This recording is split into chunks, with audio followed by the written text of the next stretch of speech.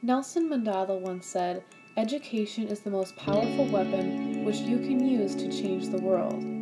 Is the American education system preparing students to have this power, or is there room for improvement? Consistently being ranked in the high 30s and 40s for education systems around the world, it is safe to say that we could implement some new methods from countries such as Finland, who often rank among the top countries for education in the world.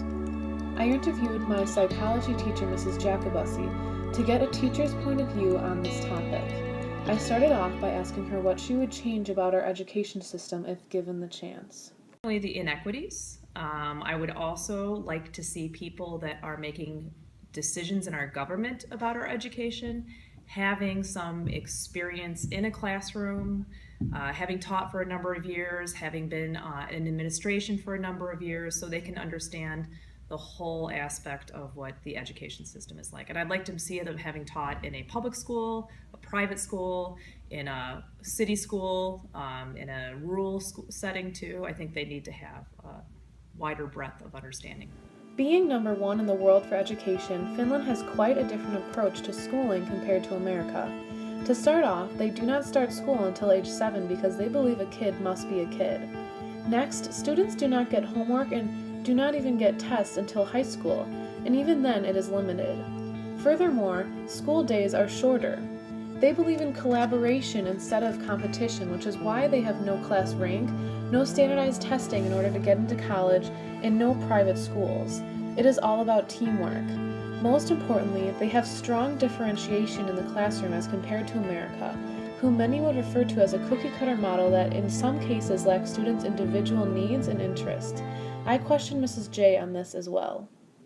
Differentiation would be great if we had smaller classrooms, but when a teacher has 31 kids in a class and has 150 kids over the school day, it's very hard for them to differentiate for each student and to keep track of each individual student's development and growth, and tailoring each topic to that child. I think we can somehow create differentiation with groups and with corrective activities and whatnot. But I think it is difficult with such large classes. To truly differentiate, I think we need smaller classes too. With the strong sense of differentiation within Finland's classrooms, the focus is mainly on the individual student's interests and trying to visualize and incorporate this into something worth using in the future throughout a career. From early on, their education system has career in mind, which is as it should be because this education should be ultimately preparing students for what they plan to do for the rest of their lives. I think the American education system could be better about implementing programs to expose students to various careers before having to make the ultimate decision of a career. I asked Mrs. J if she thought our current education system prepares students enough for this ultimate career decision. I think we somewhat help students, but I think trying to make a decision about a career at a young age is a difficult thing.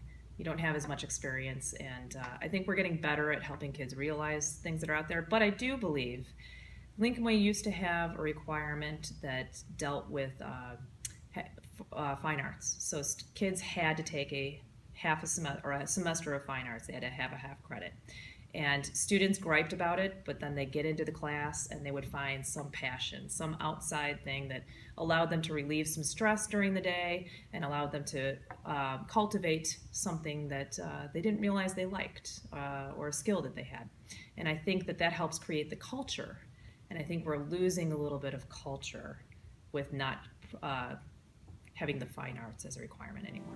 In conclusion, the American education system has many strengths.